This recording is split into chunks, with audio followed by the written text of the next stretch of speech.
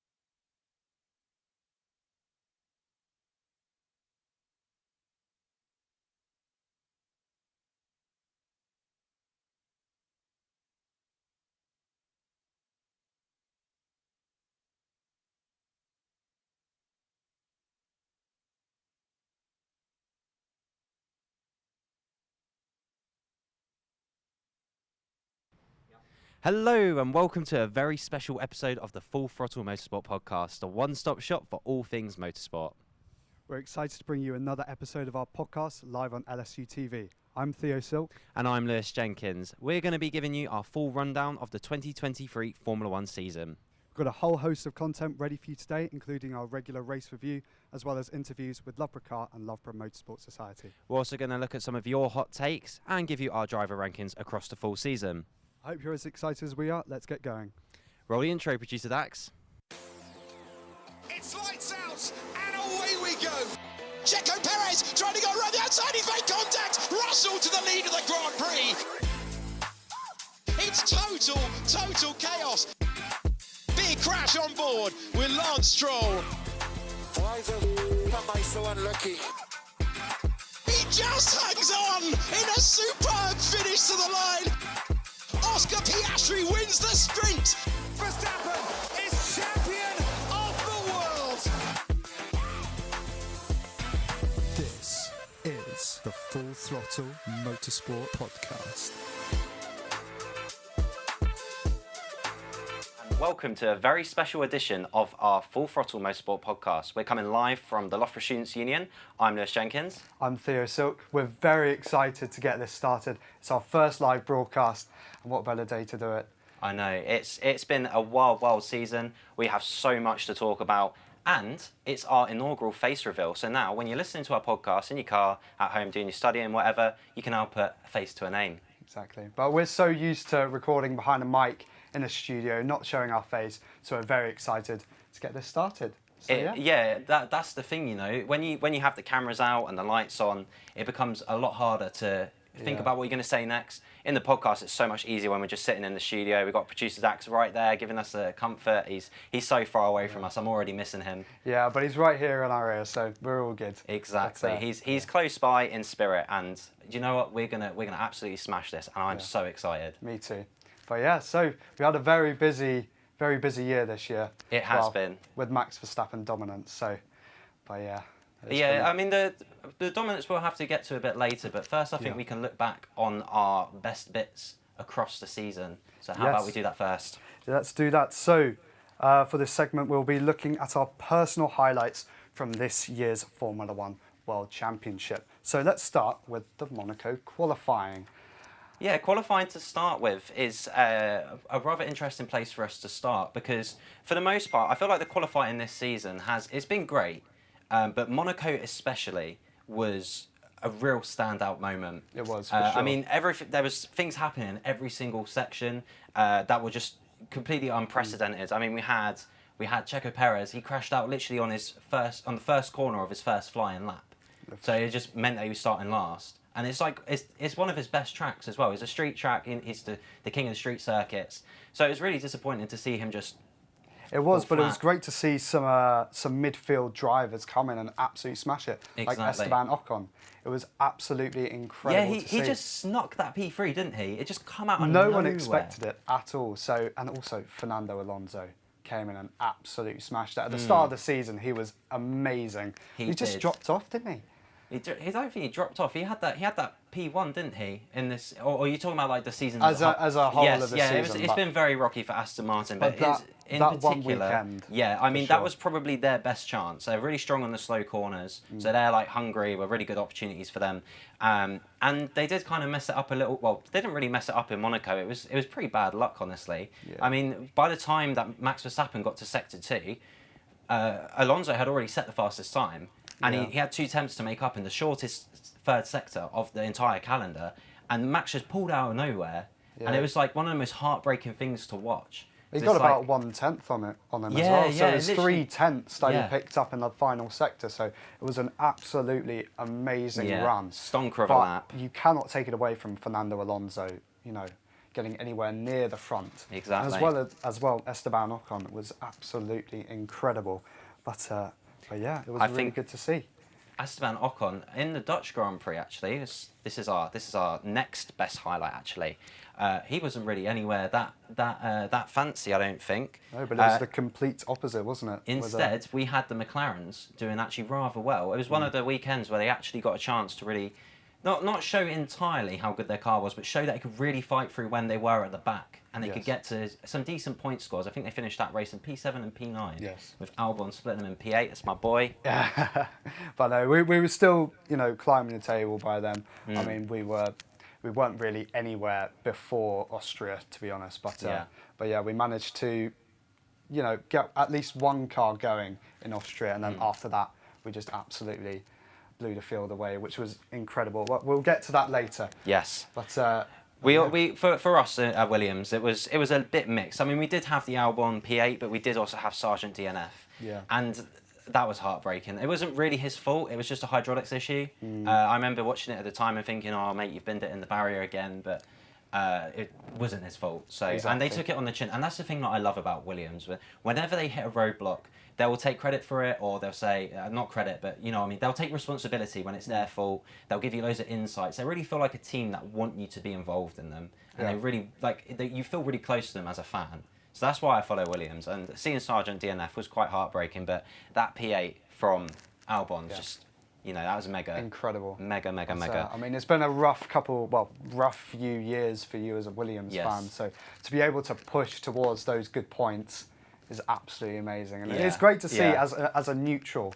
But Yeah, exactly. That's great.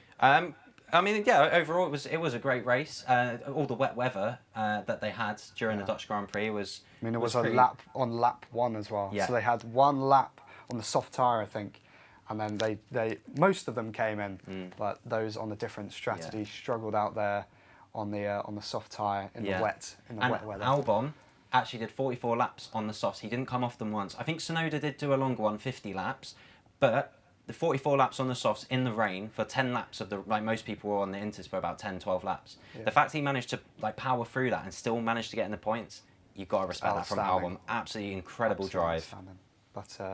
But yeah, it was absolutely torrential weather towards the end of the race. I mean, we had Joe going off and bidding it in the wall, and it was a tough race, and the drivers got put through everything. Exactly. So, It was a real challenge. And another track that was a real challenge was the Singapore Grand Prix. Now, that was a challenge for our dominating drivers, Red Bull, with Max Verstappen and Checo Perez. Well, maybe not so much Checo, but definitely Max. He was only running P5 by the end of it. But the fact he managed to get P5 in that race, despite everything that they went through with the setup challenges, you got to hand it to Red Bull. Like, they know how to make a comeback when they need to. They've always been that underdog team, trying to strive to fight for the top. Now they're there, they're just completely wiping the floor with everyone. Yeah, so it's great to But- have those breaks Well, with Singapore. You say that, it was one break.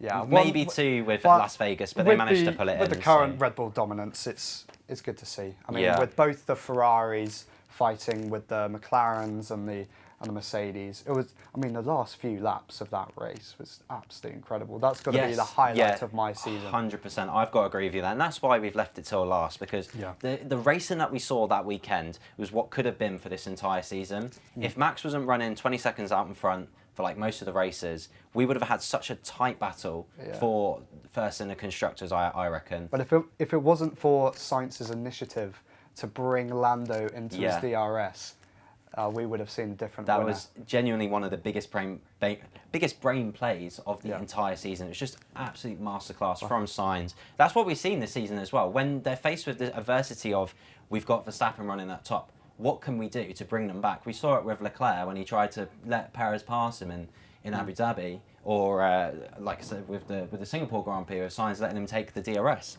You see all these different things happen in the race, and it really brings out the drivers to like the absolute peak. They really have to think, how can we eke out every single little point so that we can get just that bit closer to the people behind. But some push it too hard, as we saw with George Russell. We did. I mean, he was pushing too hard with Hamilton behind him.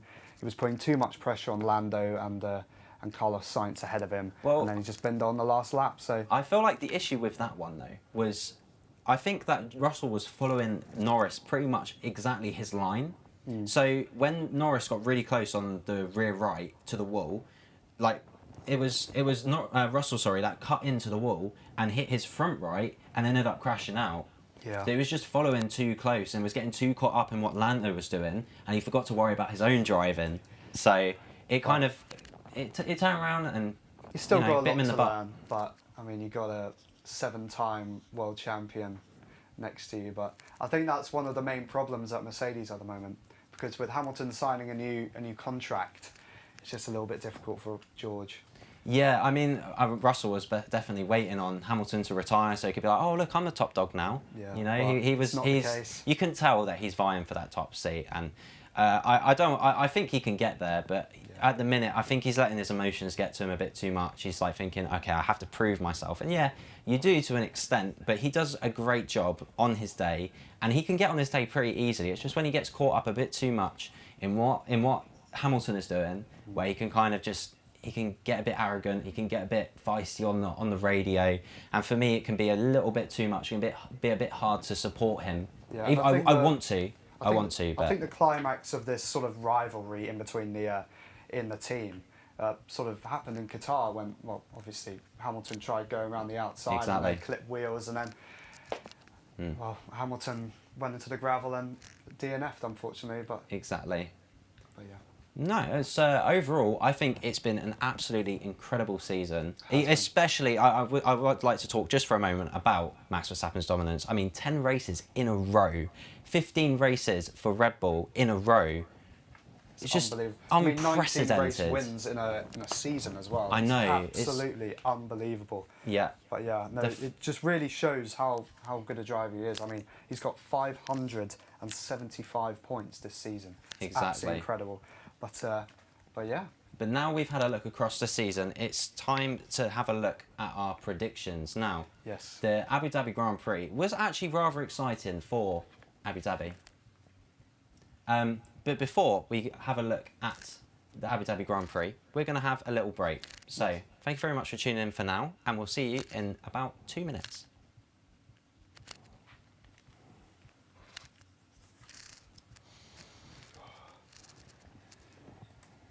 I like the graphics. Thank you very much. I hear in my ear, okay, we need to have a break, and I'm like, okay, before we do that, let's actually do this. That is a good final feed, but that's good. That's perfect. Yeah, I wasn't looking at the camera at all, but it's fine.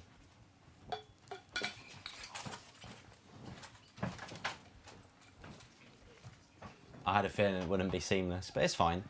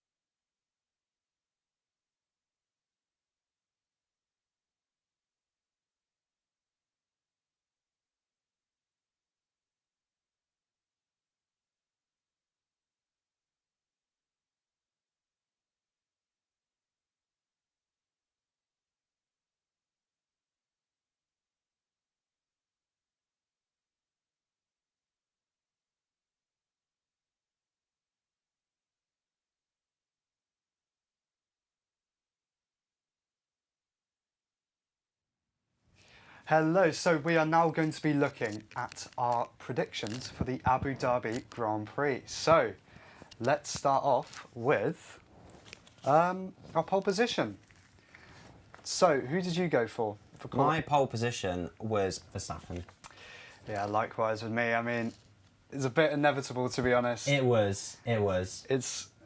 He's just been so dominant this season, and you can't take it away from him. So it was a shaky start though. In the first practice sessions, he said he was struggling a little bit. They managed to put it together. I mean, George Russell was on the top, to be honest. Yeah. I expected them to be close to the front, but I reckon another red flag and Red Bull wouldn't have got their setup right, and we Really? could have seen someone else on pole. wow. Okay. Maybe that's a bit of a bold little bit, looking but back. that's but what we they like. were struggling in their setup, and that's why I say that. Yeah. Especially when they didn't have running in FP1, they had their juniors in instead. So I don't know. There's not really much else to say about that, really. Like if they had the setup right, then they were going to get pole all the way. But yeah, I mean, it was only ever going to be Verstappen or yeah. But anyway, but let's move on to our top 5. I think. Yes. So 5th place. Who have we got? Yes. So who have you gone for? I went for Hamilton for my P5. Did you? Oh, But it was actually Norris. Yeah. Who'd you go for? I went for Carlos Sainz. So neither of us got that right. No. I'm pretty sure it just goes downhill from here, honestly. I don't Yeah. think many of our predictions really stuck the landing. I mean, Carlos Sainz DNF'd at the end, didn't he? He did, he went he into did. the pits and Well, it was a poor strategy from them, wasn't it? it was really poor. But They were waiting for a safety car. yeah, I've seen which so never came. many memes online. I don't know if you guys watching along at home have seen any of the memes online just from the post race. Like some of them have been absolutely class. Some races they don't produce that many good ones, but Abu Dhabi 23 definitely did, and that was one of them. Seeing them standing around, like I think it's from the guy from Narcos. But anyway, we're getting a bit sidetracked, so apologies. Anyway, Lando Norris P5. Yeah. Overall, I think it was an alright drive from him. It's what we were used to seeing. He's got some good points for the team. It was just a little bit unfortunate in qualifying because he didn't get to where he wanted to be, and he got outscored by his teammate Piastri. So. And he managed to score what P5 in the constructors as well. So in the drivers' championship. Sorry. Drivers' Championship, so he's done alright. I think it's been a pretty solid season for him, all things considered. Yeah, it's been very good. Right, so we move on now to P4. So who did you go for? So my P4 was Leclerc. Charles Leclerc. Yeah, and yours was? Mine was actually Lando Norris. I didn't think he would get onto the podium. I thought he would get near, but as we saw, P5. In reality, though, for P4, we did have Checo Perez. Yes, but he had his time penalty at the end of the race, didn't he? So He did. it's a bit not unfortunate. He crashed into Lando, so Yeah. I'm happy that he got penalised, but it's and good we to did see. have all them shenanigans as well with Leclerc trying to let him through for constructors and stuff. And Exactly. yeah, But it was there we good go. to There's see. this lovely face. There we go. But it's good to see, people like Russell on the podium. He's had quite a tough season this year. But Big anyway. fat cross for us, as you can see. Not great. But we now move on to P3. Who did you have? I actually put Norris. I was a bit more hopeful. I thought maybe a podium for him. But sadly, only P5. And instead, my third place was not even anywhere to be seen. I thought Russell was not going to have a good race. But But I went for Charles Leclerc. So I was close. But I mean, if Perez didn't have the penalty and got past Leclerc, would have been there. So exactly. But it is what it is. But very close. But it was. I'll take that. But so seeing P3 from George Russell though, I mean, like I say, I did not predict it at all. I did not see that coming. There he is. Yeah. So I don't know. It was a bit of a strange one for me. I just thought Mercedes weren't really going to be anywhere. They sort of weren't anywhere. Yeah. I mean, they did have Hamilton was struggling the whole race. He was being told the whole race like this guy is, he's fastest car on track. And it's like, were you? If you're running that right down there, if you're fastest car on track, surely you'd be getting past everyone, though. Yeah, but I mean, they secured P2 in the championship, so that's the best that they could have hoped for, to be honest. Exactly. But unfortunately, Charles Leclerc being in, P2 wasn't enough. But anyway, so we now move on to our second place predictions. Let's have a look at second place. So did you? Sorry, I was going to ask you actually. What was your one? Let's switch it up a bit. Mine was Sergio Perez. I thought it was going to be a full Red Bull dominance last weekend. I said the same thing, to be fair. So I don't think we were quite in sync with that one, because we do our predictions blind, by the way. If you've not listened to our podcast before, whenever we do our predictions, we make sure neither of us know anything about them when we go into them, so we can like get a little bit of like initial reaction. Exactly. But this time now we know both were Checo Perez, and in actuality it was Chuck Leclerc. Yeah. It was the Monegasque. Yeah, he did very well. The beautiful man himself. But yeah, unfortunately, he couldn't challenge for the title this year, but. Yeah, I mean, he's got that like little bit of extra skill, like not skill, but he's got that little extra thing. I don't know what it is that make championship drivers, but you can see it on track, the way that they drive, the way that they conduct themselves. He has that. I mean, he showed it there at the start of the regulation changes, but he was just so instant prone. Like, I mean, it didn't help with the strategy that Ferrari were doing, but you know, he was pushing for those wins, and he was at the top of the championship for a little bit until, you know, the Red Bull got to where it was, and we still see it now. We might even see it for the next couple of seasons, but yeah, I mean, if it's anything to go back with like previous trends of dominance, typically until reg changes, like a Mercedes, like a Red Bull, you know, until there's like some decent reg changes, I don't think we're really going to see that much change. But you never know. McLaren has said that they're looking at being more on it next season. Well, I hope we are. But I mean, with Red Bull saying we've barely updated our car and look where we are, you better be ready for what we've got next season. You know, I think it might even be more dominant.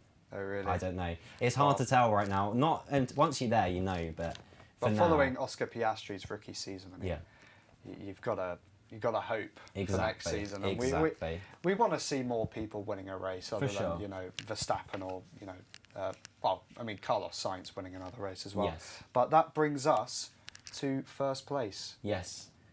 Race winner, Max Verstappen was my prediction. Max Verstappen was mine as well. I mean, he can't... I mean, it was Max Verstappen, wasn't it? I mean, it was there indeed. we go. There we are. In fact, they were waiting on us, huh? So that was his 19th race win of the season. Wow. Again, Just wow. Absolutely incredible.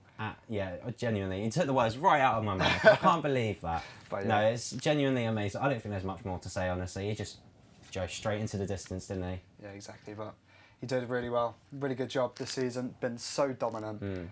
And yeah. I mean, Checo Perez picked up a couple of wins early on this season, but exactly. I mean, let's move very swiftly on in that case. We've got my first surprise actually coming up next, and I said Sargent was going to make some decent overtakes. It was his last chance of this entire season to really try and make any kind of impact on his, you know, his driving ability. Like he could have tried to prove himself, and he sort of did, but ultimately I felt like Sargent really had he has more to prove, and hopefully he can do that next year. Yeah. So my prediction, unfortunately, for this race didn't quite ring true, even though he was basically running on a high. Yeah. Maybe the Williams just doesn't quite have it to really contend when you're not performing at that peak.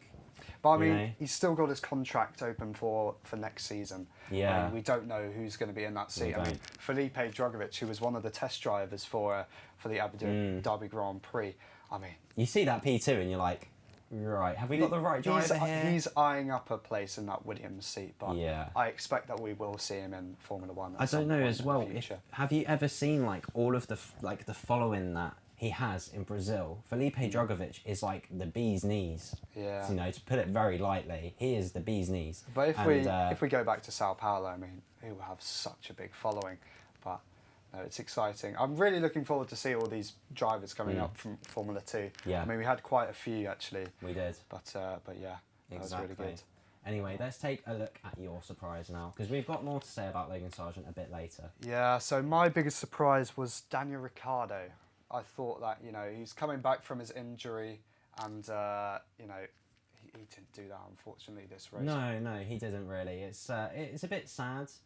Him and Tsunoda, they've been sort of moving about in the standings in terms of like their track position and things like that. It's a bit hard to tell where they stand between each other. I think Tsunoda is going a lot better than what Ricciardo is. Yeah, I think Ricciardo's had a very difficult season. Yeah, I mean, he came in halfway through. Yeah. De Vries had an absolute terrible start. And then he had an injury to his hand in I think the Dutch Grand Prix. Yeah, FP2. Yeah, and then Liam Lawson came in, proved that he was capable of driving that car very well. I mean, he's come over from a Super Formula in Japan, and he's done so well.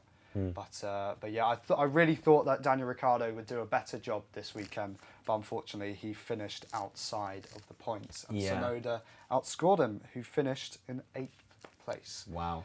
It's a real testament to how far that AlphaTauri's come this season. I mean, it was one of the worst on the grid along with the Williams, and it's been our main contender, really. When you think about across the season, Alfa may have been too inconsistent, Haas have just been like nowhere race pace-wise. Yeah.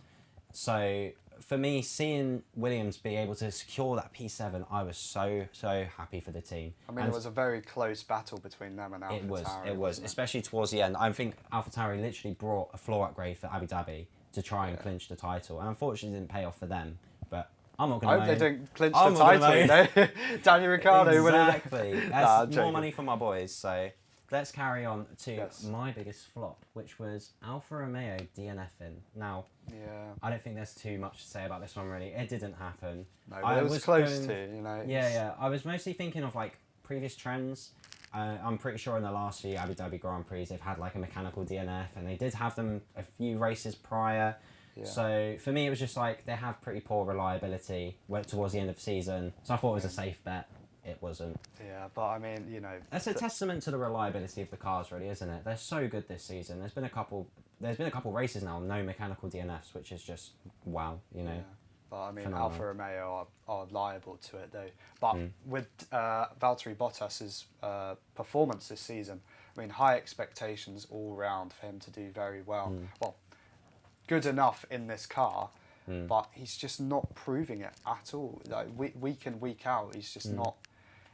He's not using the pace of the car. I think that's a controversial take personally, but we'll get to that a little bit later on. How about you give us your biggest flop now? So my biggest flop was Esteban Ocon. See, with Alpine's form, it fluctuates. So they have a good weekend and then they have a really bad weekend. And I thought they had an all right weekend in Las Vegas. I mean, pretty more than average.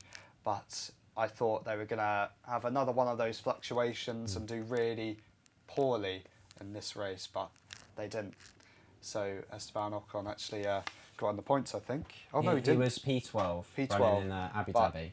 So I reckon it's so close to points where it's like he did okay.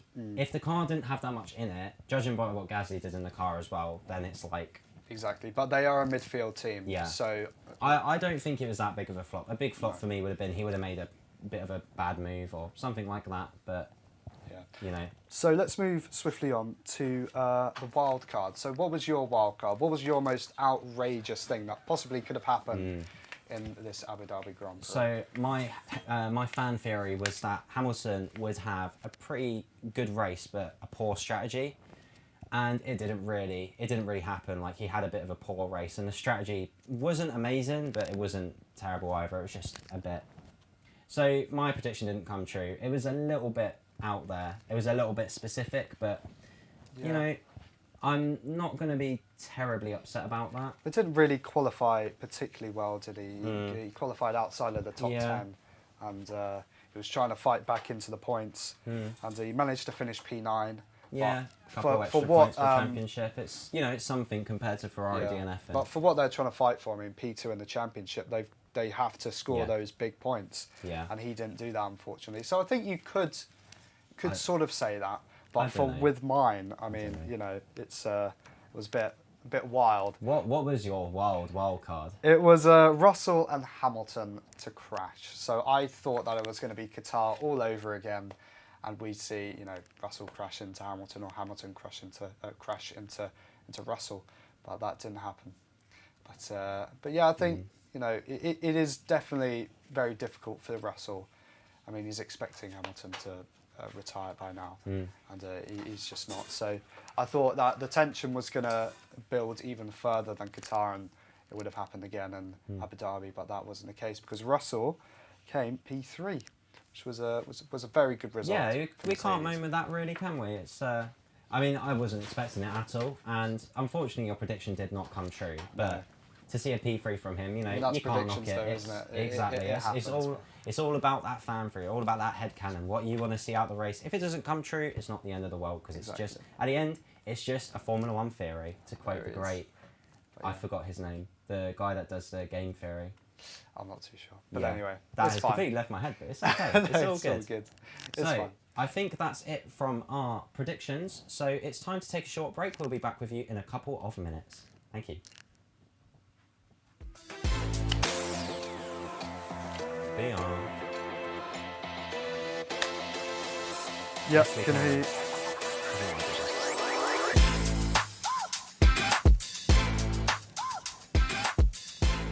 Hot takes, hot takes. We need the sofa. It's a case of moving this table out the way and putting.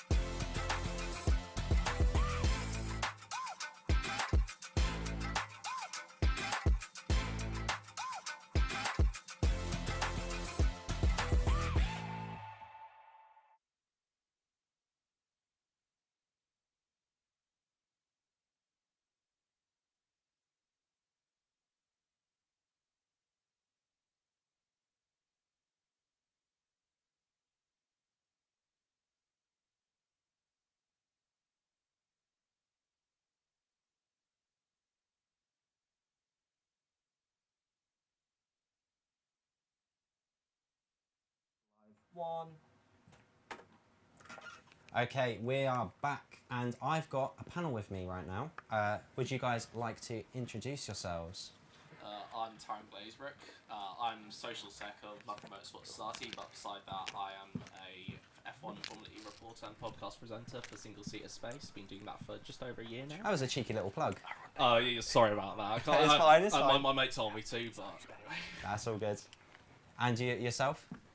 I'm Ewan Topley. I was the treasurer of karting last year. I follow Formula MotoGP and do motorsport photography. Wonderful. It's great to hear that we've got two fans with very different takes. So let's jump straight into our first question. So what drivers and teams have really caught your attention this season? I think at the start of the F1 season, I think we were all quite intrigued by Aston Martin. Yeah. We were kind of just straight after pre-season, we knew Red Bull were going to be so far ahead. So it was more the battle for P2 we were keeping an eye on, and the resurgence of Aston Martin, especially with Alonso. He's just had an incredible season. God knows how he's held on to P4 in the championship. But yeah, he was kind of the main one we were watching for. And then obviously the resurgence of McLaren too. Definitely, because they started absolutely nowhere. They were really dreadful. They did.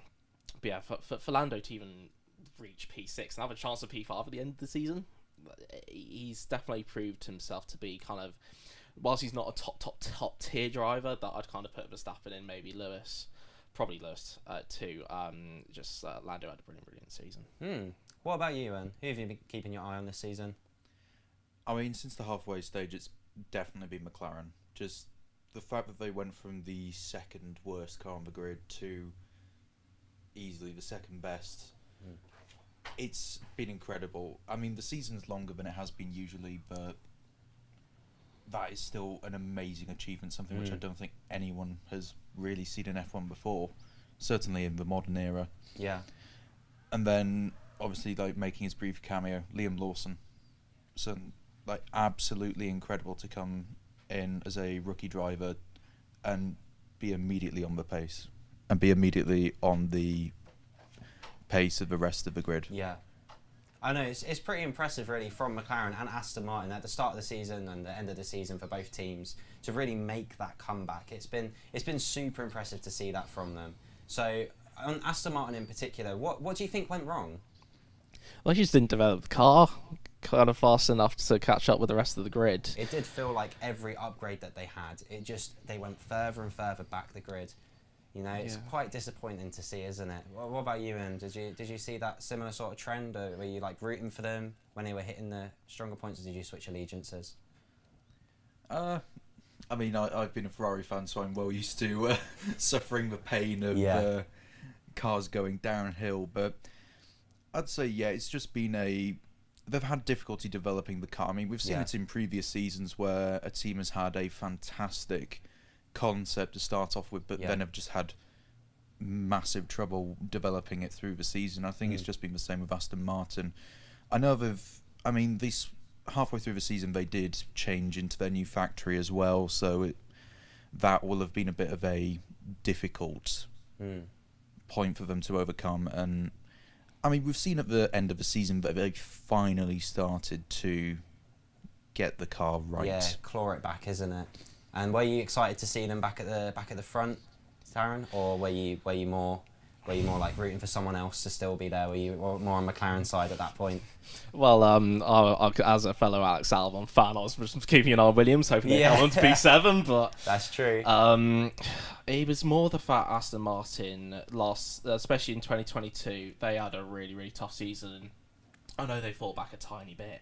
Still finishing in a lowly P7, which, considering those guys, they were racing point in 2020. Like, they won around Sakhir. From last to first, no less.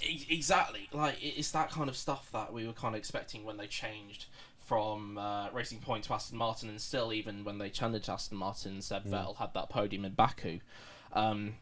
2022 was so dead for them, and to see them arrive in 2023 with a little bit of wind in their sails and definitely kind of come alive. I mean, Fernando just had an amazing start to the season. we don't want to talk about Lance Stroll too much. The guy who kind of performs on the 30th of February every single season. That is a great way to put it. I love that. He did it twice, definitely towards the end of the season, but I think the main thing for Lance is that his day, you need to have a bit more, especially when you're having a season as long as 24 races next season. And you've got a car that can really perform at that level too, right? You want to be running on the front 2-3 rows, scoring them big points for your team, you know? He was struggling to even like keep ahead of both Alpines, and Alpine were nowhere this year. They're in like no man's land in P6, and to see him almost finish behind both drivers, he needs a bit more consistency, especially when your teammate's doing so well. To be fair to Lance Stroll, he did race incredibly well with 2 broken wrists at the start of the season. That is worth commending. That is very true. That makes up for a bit of the inconsistency. Yeah, it does.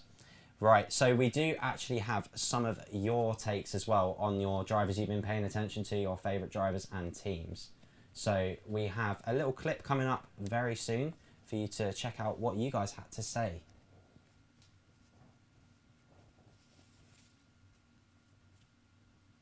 What's your favourite driver? Oh, there are a few this season, but I'd probably say Alonso. Love Lando, Norris. Love Oscar Piastri. I'd say the legend that is George Russell. Who's your favourite driver? It's Lewis Hamilton all the way. Hamilton. It's got to be Hamilton. I quite like Yuki Tsunoda. I think he's quite good. Calling him a legend already. It's a little bit of a hot take there. You got anything more to say about that? I met George Russell when I was young, and I've followed him since. He's got that panache, he's got that sort of swagger about him. I call it the Russell hustle. You're a big McLaren fan, I can see. Big McLaren fan. I'm a Williams apologiser, unfortunately. Thank you very much. A man of culture, I see. Now, it was great to get that little bit of insight from you guys, the fans. Thank you very much for taking part in those little interviews. Now, next question. We did have something from Ferrari as well. We did see a little bit of something from them every now and again. Now, you as a Tifosi fan, I really want to get your thoughts on what they were like this season. So give us a little bit of insight from your perspective. Pain to start off with, quite frankly. What's new there? Very true. I mean, I've been used to Ferrari just showing promise and having absolutely torrid seasons. I mean, like, the Sebastian Vettel years where... In 2012, right? That was quite tumultuous for you guys. I mean, that too. To be fair, Alonso was using an absolutely terrible car that year. He still managed to do very well in it that year too. That's Lando. Yeah. But like the Sebastian Vettel years where we'd start off winning like a couple of races at the start of the season and then just tail off, it has been... I mean, we've come to expect that from Ferrari, but to be fair to them this season, they started off with not a great car. It went backwards over the course of the winter. And this has to be the first season that I can remember where the Ferraris actually got stronger and stronger throughout the year. And that's really positive to see, you know, to see that development happen in front of us. Me personally, I'm not a big Ferrari car. I mean, you and me both, right? We're basically rooting for Ferrari to, like, have some kind of issue so that our boy Alex Albon, you know, he can get in the points. So I don't know, it's a bit of a conflict of interest there for us. So how about you give a little bit of we want to hear that? The Italian national anthem. I think that's fair to hit. We loved Singapore. We loved Singapore purely because we heard that kind of Italian national anthem. You could feel the Tifosi singing in Italy. That is the big benefit of Ferrari winning. Like, the fan energy when they win is so different to every other race, and you have to love that, you know. Even as our Albon boys, you know. The thing about Ferrari that really does bug me is that we know what they're capable of. Like Singapore, they beat the so-called unbeatables of the Formula 1 season, like Red Bull, Max Verstappen, Sergio Perez at the start of the season. They were just winning everything. There was no question as to, like, we arrived in Singapore and we were already kind of expecting it. So when we saw Verstappen off the pace, when we saw Perez even off the pace, just Red Bull in general, we were kind of questioning it, whether it was actually happening. And all of a sudden we saw Ferrari, we saw Carlos Sainz doing absolutely amazingly. The main race came along. Both Red Bulls were knocked out in Q2. You talked about Liam Lawson, absolutely unbelievable lap to knock Verstappen out by I think it was 4 milliseconds or something. It was very, very close between them Red Bull drivers that race, wasn't it? But yeah, definitely Carlos Sainz. brilliant drive from in Singapore. Just genuinely, like, just that was so genius from him. So smart to give Lando that DRS, because he knew that he could defend that position, and he knew that he could basically save his race by doing that. So absolutely big brain from him. What have you got to say about that one, Ewan? I mean, that sort of tactic is basically something you'd only ever see on the F1 game. It was so out there. It was quite goofy, wasn't it? It was very goofy, but really refreshing to see that, you know, the drivers are actually having to think. And step in for their strategists, you know. Yeah. It's quite painful watching the race engineers, you know, maybe like, for me, they don't seem that charismatic. They don't seem that into the sport as like the average Ferrari fan. And I don't know if that's because they're trying to maintain, you know, their cool composure so they can stay calm for the drivers or something like that. So for me, I'd like to see a little bit more from them. Hopefully they can step up their game next season. But, you know, this is Ferrari we're talking about. You never know, right? They need Rob Smedley back. Exactly. So that would be a great strategist for them to really get. But isn't he retired now? Surely he's retired now. Has he finally retired? I have no idea, honestly. He might have, actually. I don't think he's at Williams anymore. No. So, yeah, as far as I know, he's not our strategist, so... I think that's the second Ferrari driver's job, is to always keep an eye on the strategy. Exactly, and Sainz does that to a T, exactly. doesn't he? But I think the thing that 2022 was their engine. So often we saw that old-fashioned engine failure. Like, we became so accustomed to it. I think Austria was actually quite typical, because yes, Charles Leclerc won, but Carlos Sainz left to like look at his burning engine. It was so typical, because they had a fast car, but it blew up. And then we started this season in Bahrain, as you just said. It was a very depressing start for them, and Charles Leclerc chilling in P3, like, there was no question that he was going to finish anywhere else, because Red Bull was so far ahead. Alonso in P4 was actually so far behind. He was just chilling in P3 until his control electronics said goodbye, good night. Yeah. So it was not a nice start to Ferrari, but no, as you said, they just came along in this season quite nicely. Yeah, and that has been really refreshing to see from the red outfit on the grid. So we do actually have another clip from you guys about your Ferrari takes. So how about we go and look at that?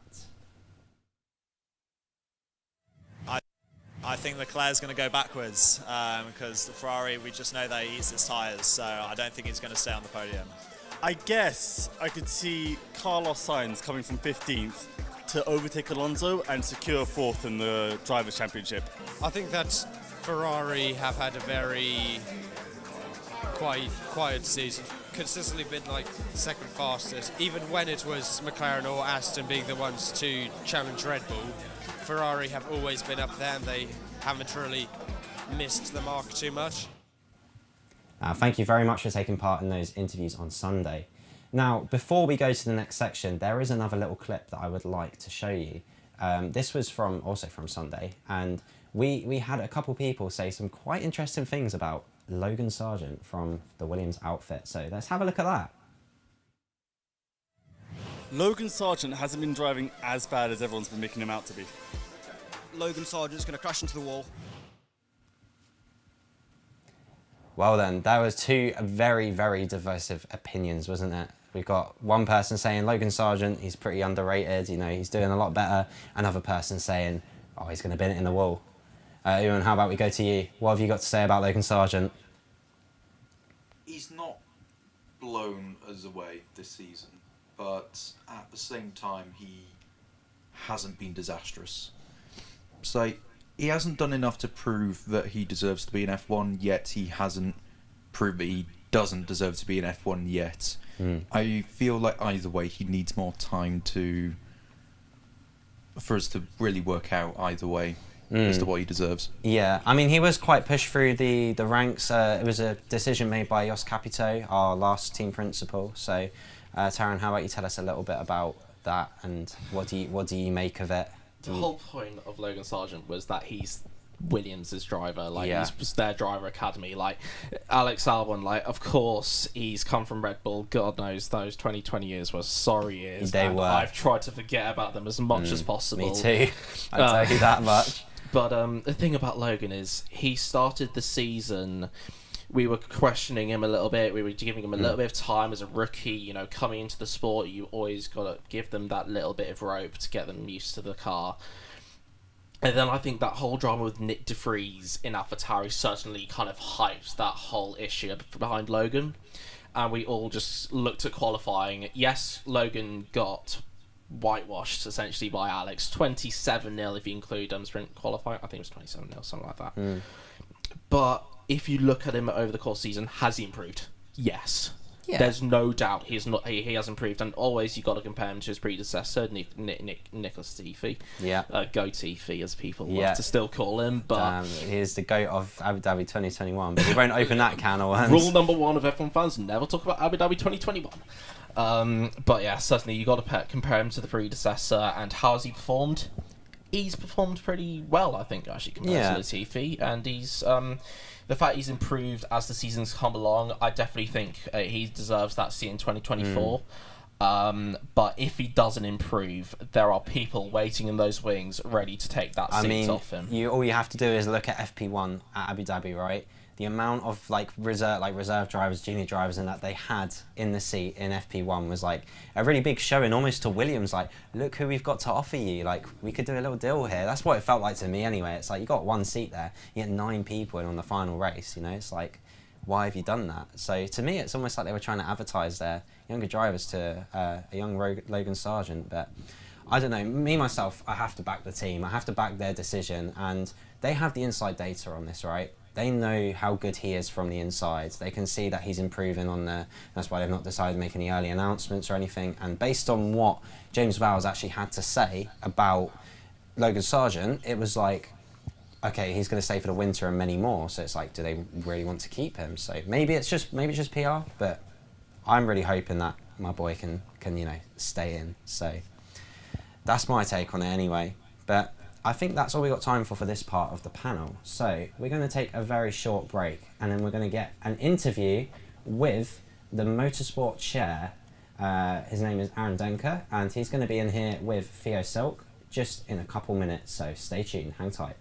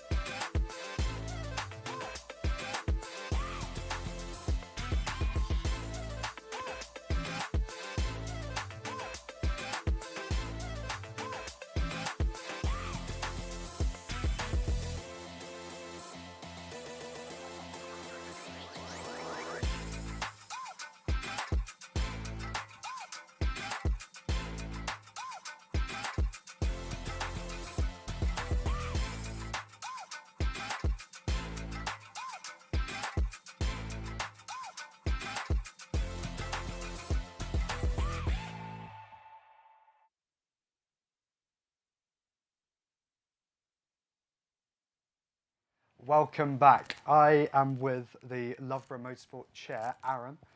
Tell us a bit about yourself. Well, thank you for having me, first of all. There's not really much to say. I'm studying industrial design here at Loughborough University. I did a foundation last year, and when I realised there wasn't a motorsport society, I took that as a problem and founded one for this year. Yeah, decent. So how did you get into motorsport? Generally a fascination with cars and like how they work and how they're set up, their aero, you know, as much as it is about the racing itself, it's the actual cars that, you know, fascinate me, and I love them to bits. Do you want to go into that after university, or? It could be a path route, to be honest. I'm taking part in Formula Student, I'm engaging with it, but I haven't given it too much thought. Yeah, no, decent. But so what categories other than Formula One have you delved into? Well, I love the World Endurance Championship. You know, rally, World WRC rally, love rally. We're going to get to see some rallying live this Sunday for the first time ever really? at Donington Park, Wow. which I'm thrilled for. MotoGP, of course, classic. Yeah. I mean, those are the major ones, right? Sure. But then I watch truck racing, sidecar racing. When it comes to Branch Hatch, my local circuit. Oh wow.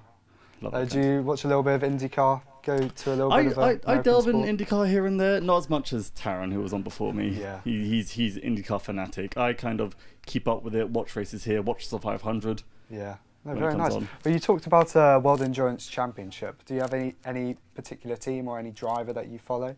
Not particularly driver. The Iron Dames, I always like to see doing well. Yeah. And of course, based off nothing but the car alone, that Ferrari is gorgeous. It's really like, nice. That isn't is, if I could marry a car easily, that is a magnificent I mean, car. they won Le Mans, didn't they? They won Le Mans, which was just a dream come true. Like, I mean, finally, I've had enough of Toyota taking it all. Exactly, but Antonio Giovinazzi winning his race after his it Formula was One nice to see career. him get some time in the spotlight. You know, he had a okay Formula One career. Yeah, No, it less was- than okay. It wasn't great. No, he didn't enjoy his time in Formula One. No, I and then don't think. didn't He do had well in Formula E either, which kind No, of... I didn't really see him in Formula E. He was kind I of missed that. unnoticeable. He just kind of pitted around at the bottom for a while and Yeah. didn't do much with himself. But then to see him come back and take this victory at Le Mans... I mean, some drivers do that, though. They go into other categories and they do even better. Like Nick De Vries is going into World Endurance Championship as well as Formula E after his Formula One, well, very short Formula One career.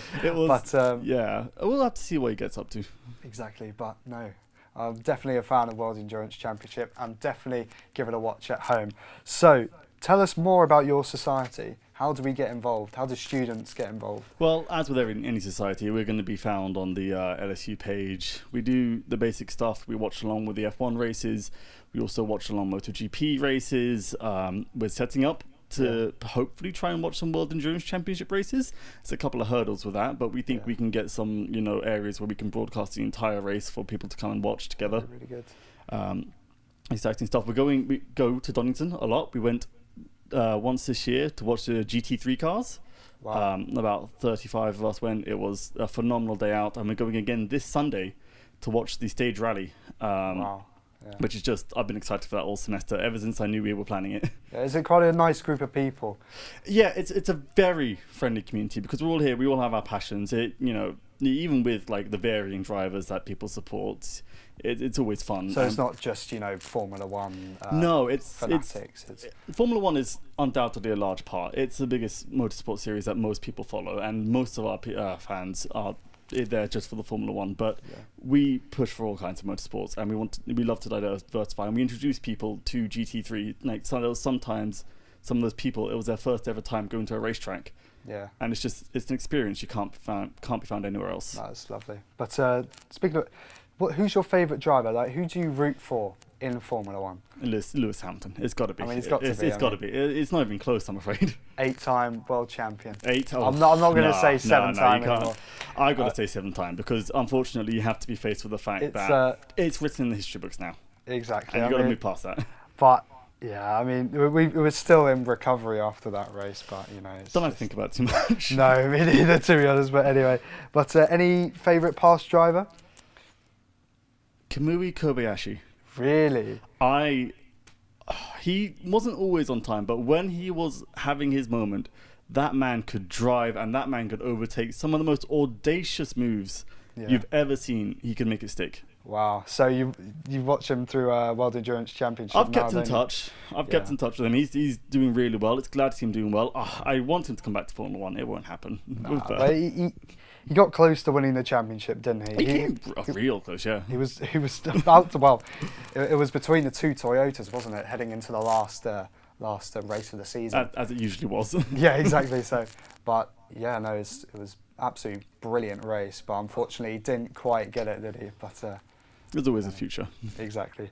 But so heading into, well, how do you sort of balance the responsibility of being chair with your uni work? Is it quite a difficult balance? Or? I'm not going to pretend it wasn't, because we're new as a society. There was a lot of setup, a lot of forms to fill out. We had nothing from the previous years or a previous chair who had these like routines and these forms filled out. Everything had to be made from scratch, and it was all very last minute when it started to come together. So right at the start, it was a lot, and I'll be honest, I didn't balance it, and I think my first module might have suffered a wee bit because of that. Oh no, fair. But is it worth it, though? It was absolutely worth it. No regrets at all. No, but it seems like a really nice community from what we saw on Sunday. We have grand times. We go out to the pub, watch races, talk about all the different series, and of course go in to watch races live. I mean, there are not many communities who will get up at 5:30 a.m. to be at the Union Fountain for 6:30 a.m. to get to the racetrack for 7:30 a.m. It's like that's commitment. It's commitment, and we had a lot of people willing to do that. And especially, it's going to be -4 at it feels like -4 this Sunday. Yeah. So, I mean, it's getting colder. It's a dedicated type. No, for sure. No, that's really dedicated. But so, actually, what is your F1 hot take? So, what's one outrageous comment that you can make about not just this season, but seasons before? I don't know how many people will take this, but I think Oscar Piastri will win not only a race but a world championship before Lando Norris does. Oh, wow! That is a big hot take. I mean, I wish McLaren could. I'm baffled, but I wish McLaren could win a world championship. Full stop. But I mean, with the way Oscar Piastri is performing at the moment, as a rookie, he's doing really well. It's outstanding, isn't it? I mean, he. Yeah, that was incredible. But Lando Norris has been struggling to get his first race win. I mean, a combination of terrible luck and inexperience. Yeah. Sochi 2021. Even though that was a great race for Hamilton, you have to cry for Lando. Exactly. But yeah, it was very close between the two in Abu Dhabi. I mean, Norris just had the Norris edge on has Piastri. right now got a better pace. He's faster. He's got more experience than Oscar Piastri. At the moment, he is driving better. But I think Oscar Piastri has more potential. So where do you think McLaren could be next season? Honestly, the midfield was really tight this year. Once you get rid of Red Bull out of the equation, everyone behind down to about where Aston Martin finished were really swapping positions constantly. So it's hard to pinpoint them. If they keep following their theme, they'll come out the gates with a tractor. Yeah, no, for sure. But I mean, I hope next season is going to be much closer than this season. That's the dream, isn't it? Exactly. I mean, that's the dream heading into any F1 season. But I mean, I wish we're all still Mercedes a bit spoiled from 2021, Exactly. But what are your aspirations for? Well, where do you think Mercedes will finish next season? I think P2 is a pretty safe bet again. Yeah. They're no strangers to performing well. They've got Hamilton at the wheel. They've got Russell, who's figuring stuff out, getting better. It depends how Ferrari does, really. And depends. Aston Martin have got a brand new factory they set up in the middle of the season. I'd actually attribute that to some of their downfall, because they switched to the new factory in the middle, right when their car started getting really bad. Yeah. I mean, you never know where these teams are going to finish. I mean, as the teams sort of fluctuated this season, I mean, would you have seen the results from 2022 and said Aston Martin are going to get a podium, multiple strings of podiums in 2023? I think the start of this season, so the way Aston Martin started, I mean, Fernando Alonso in Bahrain was absolutely incredible. The move that he pulled on Lewis Hamilton was just incredible. But if we see that in the future with these teams coming up through the ranks, hopefully, bottom markers like Williams or Haas potentially, but I don't think that would happen. You're hopeful, but man. I mean, it's great to see these teams just proving themselves, and Aston Martin had a great start, and then Oh, absolutely. I think Aston Martin have the potential to build a good car. We'll have to see what they do. But again, all these like top teams have the potential to build a great car. Yeah, for sure. And they keep putting out these like 5-year plans, 6-year plans. They've got to just do it. The moment they do it, and I can see their car going fast, I'll believe it, right? But with the way Red Bull are sort of planning their next year's car, I mean, they're not going to slow down. Adrian Newey anytime tax. soon. Okay, we just got to they got to have a deductible for that. Can we just ban him from the sport? But anyway. But no, thank you so much for your time. Thank you for having me. I think we're gonna head back into another break. But thank you so much for joining us. It's been an absolute pleasure. Have a great rest of the week. I'm saying a massive turn 1 incident, 3 cars out, and I think Verstappen's winning. 3 cars out, so that's a hot take there.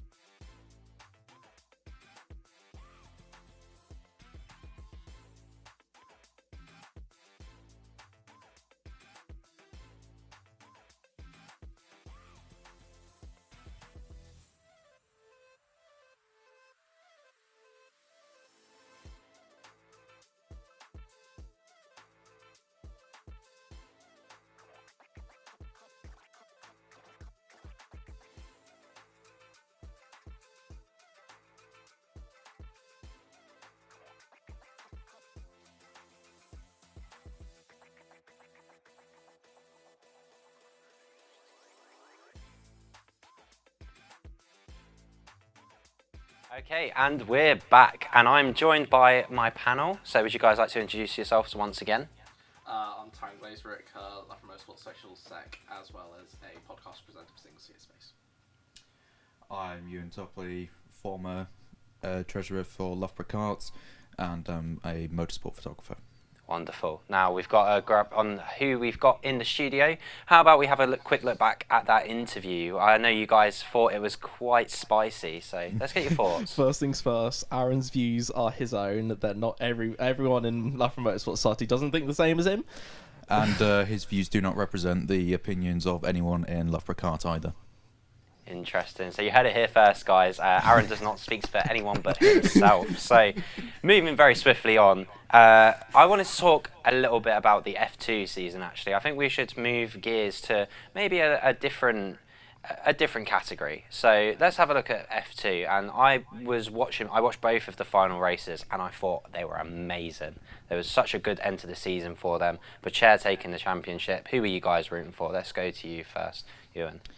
I mean, I'm a Ferrari fan, so any Ferrari Academy driver, I'm particularly hoping for Ollie Behrman to do well at the moment. I've only really watched the highlights of the last few races. I kind of stopped watching everything live after the Formula 3 finale in Monza, but like it has shown to be a very interesting season for Formula 2. Especially since it looked as though Papayan would just, do with Verstappen after the first race.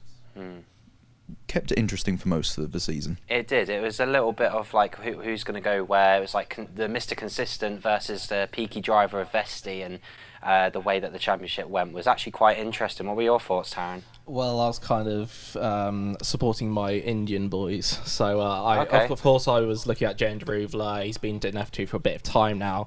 Certainly had a bit of hope after his, I think he had a double podium in Saudi Arabia. People were calling him Mr. Consistent on the F2 grid, but he just fell away. I think in the Belgian F2 round, he lost his hands device, I think. Oh, really? Yeah, literally, his headrest popped out of the car, and he was forced to DNF in that race. So it didn't go too well to him. But to be honest, I've quite liked to see Kushmaini and how he's come along, like rookie driver. He's done really, really well this season. He has. He had a very good race actually as well, didn't he? Out in Abu Dhabi, it was quite scrappy, but it was, you expect nothing less from F2 drivers, right? They're fighting for their lives to try and get noticed by F1, to try and get that seat. That's what they're there for. So I don't know. For me, it was a good race. So what did you make of Kushmaini's race last time out? It was a good race. To be honest, I didn't really keep an eye on Kushmaini that much, purely because I kind of diverted my attention a little bit to that championship fight, and of course, all eyes were on Frederick Vesti heading into that final. He had to pull out something from his pocket, and he did. I definitely think it's fair to say he made a fight of it, and definitely hats off to him. Fighting from, I know he took the lead into turn 1, lost it a little bit. It was in P4, fought his way back. Really, really solid fight back from him to be to win that sprint race. And then that feature race of his, I think he started in P9 or something like that. So, something like that. And he fought back to P3, and all eyes were then on Theo Porchel. What could he do? And P14 to P5 to just solidify that championship win. Sums up his season, doesn't it? Just like I said, Mr. Consistent, and he's really managed to prove that he can get there, and now he's the champion. That's great news for Sauber Academy, and maybe we can see him in F1 soon if he can find the financial backing. So, Ewan, who do you want to see from F2 in F1? I mean, it's got to be Behrman. He was very strong in Formula 3, and he's had a really good first season in Formula 2. And he's Ferrari's main academy driver coming forward at the moment, so he's almost guaranteed a seat. Pretty much. Yeah, it's him and Schwartzman, right? It was a bit of a silly question me asking you who do you want to see. Obviously, it's Ollie Behrman, he's Brit, Ferrari Academy, and it's been his rookie season. He was quite close to Rookie of the Year too. So Victor Martins, what do you make of him instead taking that spot, Ewan? I mean, Martins has been a solid driver throughout the season, so he's definitely a contender, although with how competitive and difficult it is to get an F1 seat, it is starting to become a case of whose academy you're in rather than how good you are, which is a bit of a shame. That's true. I mean, with Alpine, they've got Jack Doohan, they've got Victor Martins, they've got some people in F3 as well. You know, they've got quite a stacked academy, and they did have Oscar Piastri and lost him to McLaren, probably one of their biggest fumbles of like recent memory, you know. So what do you make of the Alpine Academy, Taryn? What's your thoughts on that? I didn't really see much of the Alpine Academy, to be honest. Just Alpine in general, to be honest, this whole F1 season. Yeah, they're quite nowhere places, right? He had a good time, Jack Doohan, I mean, had a good time out in Abu Dhabi with his incredible win. And he's a great media guy as well, so I think maybe let's focus a little bit on him. What do you make of Jack Doohan? Jack Doohan, he's solid. I wouldn't really say like I don't think we'd say like he's 100% F1 ready. Like as you probably say that for every F2 driver. None of the F2 like champions. I mean, Thierry Pocher, he didn't actually have like a perfect season. Neither did Frederick Vesti, by any means. I mean, Vesti crashed on that formation lap in Belgium, I'm pretty sure. Yeah, and it probably cost him that championship win ultimately. But yeah, definitely. The Alpine driver in their academy I kept probably the most eye on was Abby Pulling in F1 Academy, but that's a separate championship, and F1 Academy this year was utterly brilliant. Like I loved watching it. Thankfully, it was televised. I was complaining quite a lot when they said it wasn't going to be televised. We couldn't see these awesome female racers fighting out on track, and the quality of racing was utterly unbelievable. But yeah, thankfully we got to see it in the final round in Kota. Yeah, I would love to see some more female drivers come through the sport, see them perform in the higher orders, see them in like IndyCar, see them in F1, see them in NASCAR and all the other, you know, all the other top categories. It'd be great to see that, and it's a real shame that we've not got to that point yet. But hopefully, 3-4 years time. Personally, I'm rooting for Leah Block. Recently signed for Williams Driver Academy. She's the daughter of a legendary. His first name has completely left my head, but rally driver. Ken, would it be? Ken Block. Thank you very much. Yes, Ken Block. So he's the one she's the one I've got my eye on. What about from you, Ewan? Who are you keeping your eye on in terms of F1 Academy or any other? Honestly, I'm not really sort of paying attention to too many of the lower formulas. It is a failing. I do need to pay closer attention to. So I honestly don't really know who really deserves a seat from the lower formulas. You've probably got a better idea than me. Yeah, I mean, Marta Garcia, of course, won F1 Academy. She's F1 Academy champion, signed for Freca next season. Definitely going to be huge, because the whole point of F1 Academy is to be that building block towards F3. And we want to see drivers progress. Of course, we saw Sophia Flörsch getting points. I think she fought all the way down from lower than P20 to get her first points in Formula 3, which is utterly unbelievable to see. Exactly. I think it was just brilliant to see Sophia Flörsch perform. I mean, she got the points and then got disqualified, so had to do it all over again later on in the season. They did. Right. So I think that is...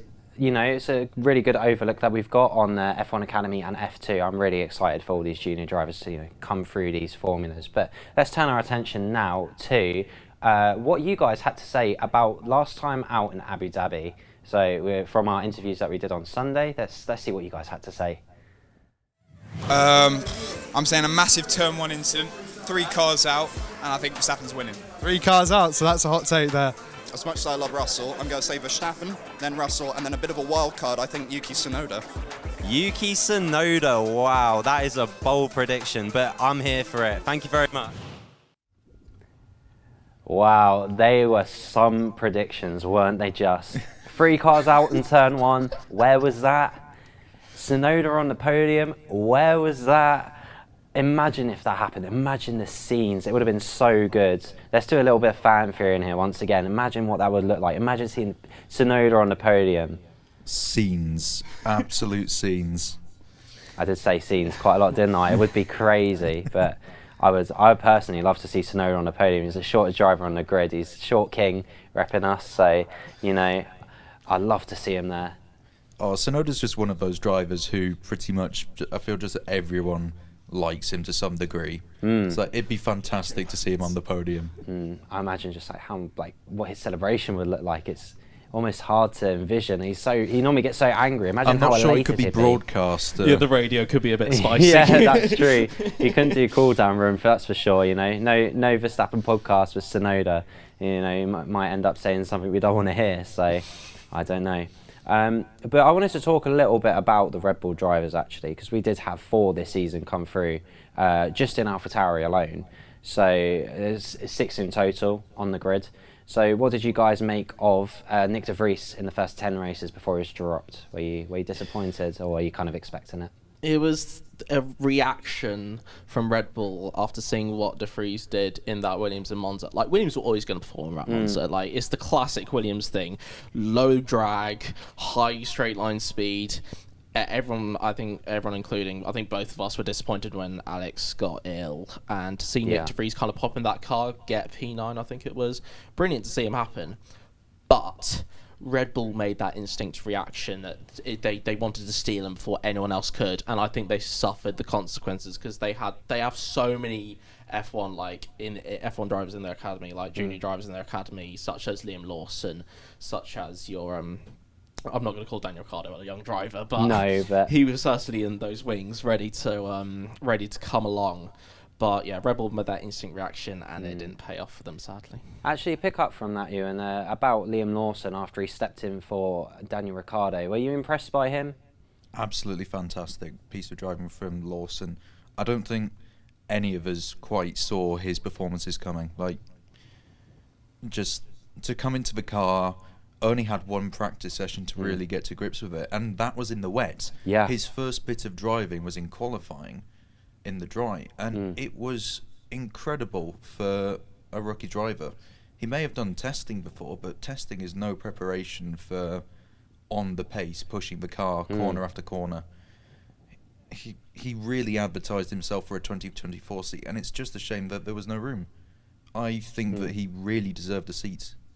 Yeah, I think so as well. I'd really like to see him there very soon. He's certainly proved that he deserves to be there. And he's so self-critical as well. I remember when he scored points out, I can't remember exactly where it was, but he was saying in the post-race interview that his start was poor and he needs to work on them, ensure he can maintain places and move forward. So the fact that he could kind of sit back after taking in what was great points for AlphaTauri at the time and be a bit more, reflective on it was like really mature to see from him, and I'm really impressed.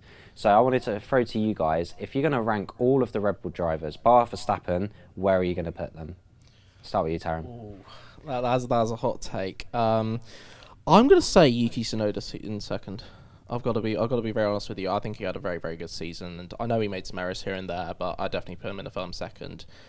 I'm going to probably put Liam actually in P3. Just Perez, I don't know what it was this year. Like, straight after Miami, I don't know. Like, he's just mentally beaten. He is mentally fried in the head at the moment. Like, of course, we saw what he could do. Like, we thought this was going to be like the Nico Rosberg, Valtteri Bottas 2.0. Like, we were hoping we would see it, but it didn't happen for him. I think there was a whole thing like Danny Rick got injured in the Netherlands, injured, recovered, and came back and gone to the second row before Perez did after that Belgian Grand Prix, which was just incredible to see. So I'm probably putting Perez 5th and Danny Rick P4 just at the moment. Wow. Just Perez needs a break.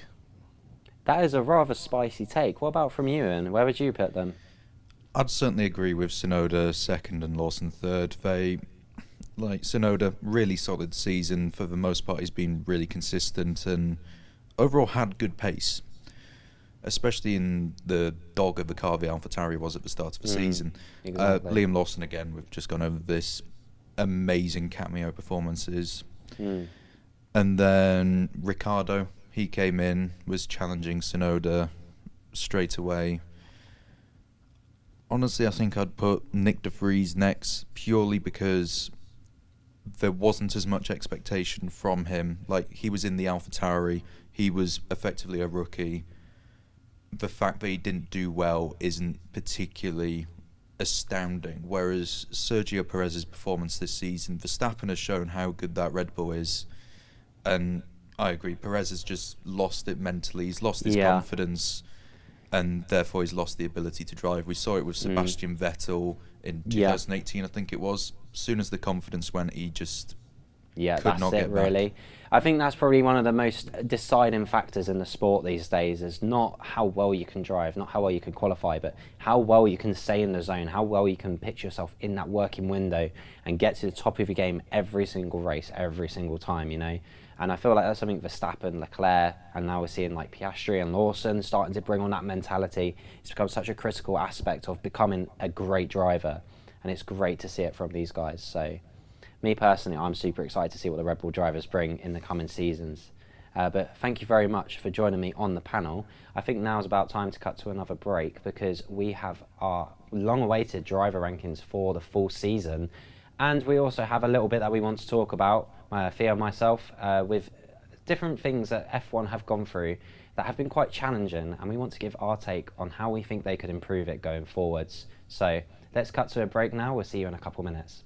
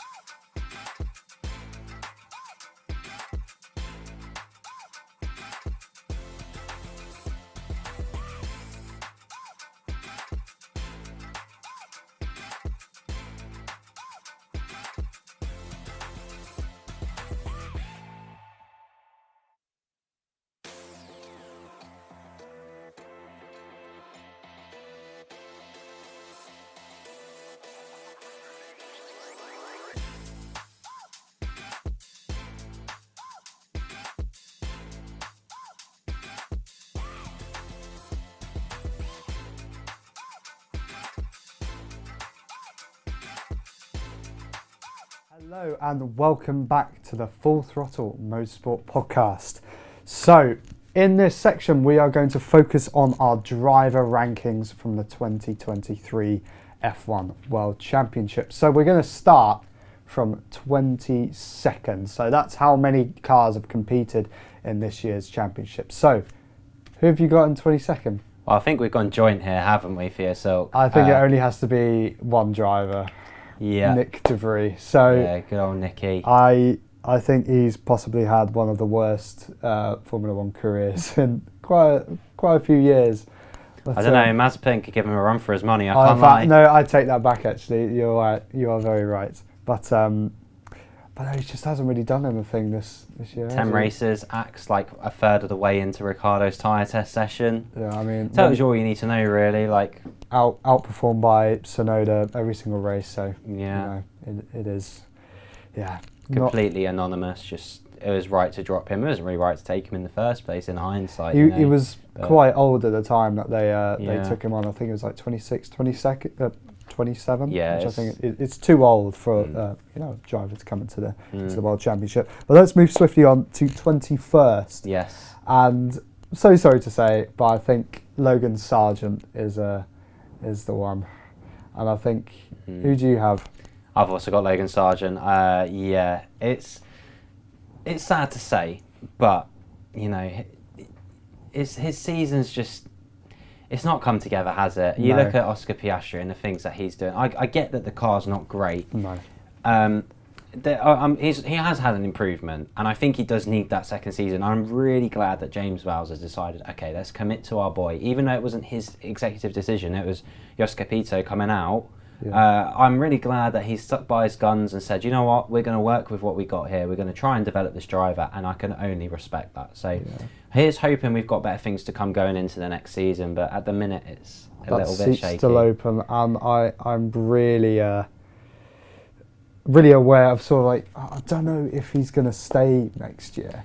I really don't. Yeah, and I think all to play for, isn't it? As we said earlier, Felipe Drugovich coming in, I think you could give Logan Sargent a run for his money. Let's go on to 20th place. Who have you gone for? So for me, it's Zhou Guanyu.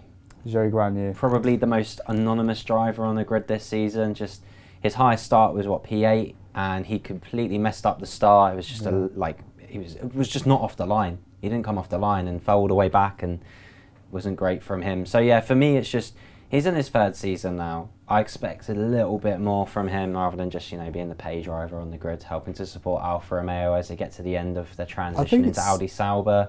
It's sort of the team though, isn't it? It's like they haven't really been anywhere, and it's just I've gone for Valtteri Bottas, so I've gone the other side of the garage, because I think with the expectation that we had of Valtteri, he's obviously come out of Mercedes, like flipping good driver, isn't he? But he's just like, he's not proved his worth at Alfa Romeo, and I really don't think he's carrying on his legacy that he built at Mercedes. So that's why I put him at 20th, because he's a much more experienced driver than Zhou Guanyu. But one thing is for certain about Valtteri Bottas, and I'm going to be buying his 2024 calendar. No, to be fair, I might have to purchase double cheater. But oh my God, can't complain. All right, let's go straight on to number 19, and we've both gone for the same one here. Yeah, it's K-Mag.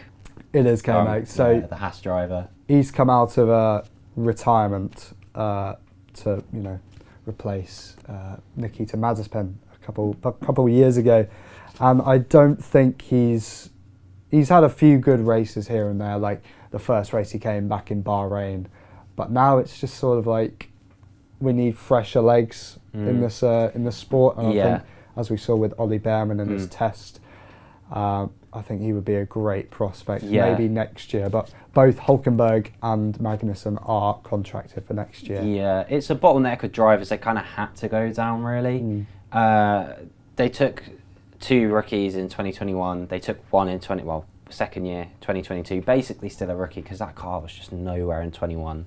But Mick Schumacher in 22 didn't really deliver, didn't really give him the support they needed either. So I think them going into this bottleneck of older drivers that will inevitably need to move on or retire, it's like, okay, I get why you've done that, but it's Yeah. you know, it's I mean, they've hard got to, limited funds as well. It's always going to, you know, I mean, they hardly had a sponsor during that 2020 season. Exactly. So it is difficult for them. But let's go on to P18. I think we swapped around from P20 here. So for me, it was Valtteri Bottas. So the reason I put him ahead of Zhou is because he has had some relatively decent races where he's managed to squeeze some points out of that team when they've really not looked like they've got it. And most of the time, I can't even remember like where he scored or what points he's got, but he's managed to pull out enough to keep them just ahead of Haas when they've both had quite inconsistent cars. So for me, it's like he's the MVP of that team, and yeah, because Zhou's he's done nothing in my eyes. Absolutely nothing. But I think it's the like both of them haven't really done anything, and it's. I'm criticising Valtteri Bottas more because obviously he's more experienced, as I said earlier. But with Zhou, it's going to be more challenging because he is still relatively new to the sport, and he did prove himself in Formula 2. Yeah. But and Zhou is your P19 as well, isn't he? Now So we've got to be P18, more critical of him, and I Yeah. think next season we're going to have to really look and see what is going to be the future of Alfa Romeo, or what will be Audi in a few years.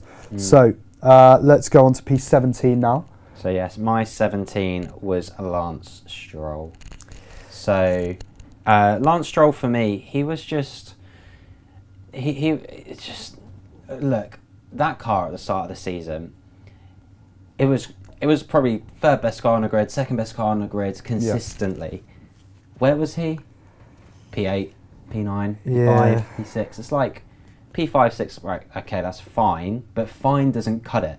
When you're in F1, you can't be fine. You can't just be a driver that sits back and treats it like, okay, I'm just here because I want to be here because my dad's paid for the seat. I'm always going to be super critical of where he is. Like, he pulled out a P19 to P5 in Las Vegas. Like, don't get me wrong, that is one of his best drives. It's a good drive, but it's P19. Why are you qualifying in P19 in a car that was really good on that weekend? He has done that consistently, and I think at the start of the season he did rack up a few good points, but he just went through a really bad spell this season, and you could see it on his face in one of his interviews. He was so fed up, and that was actually after he shoved his engineer. Yes, that was in Qatar after his crash. Yeah, so it wasn't looking good for him, but he's having a good, well, no, not good. He's having a few good races. That's and the I thing feel with like him, that's it's what- 50-50. You never know. That's what's keeping him in F1 at the moment. Really, yeah, And, basically. But yeah, so I've gone for P17, Nico Hülkenberg. I just don't think Haas have cut it. I've put Hülkenberg ahead of Magnussen because I think he's out-qualified him quite a few times, as we saw in Abu Dhabi, going to Q3. And I think having two veteran drivers can be good for a team, but when you've got, you know, Hülkenberg and Magnussen, you do need that, you know, fresh face of, you know, really, realistically, fresh talent in the team. So moving on to P16 then. Yes. For me, it's going to be Daniel Ricciardo. I've put him in the lowest of all of the Red Bull drivers because while he did have a standout race in Mexico, Mexico is one of his stronger tracks. It is one that he's a lot better on. It was a good track for the AlphaTauri and the strategy went his way. So while it was a highlight, I think the fact that he crashed out in a free practice session is enough for me to be like, do you know what? But it's maybe washed out driver. I don't know.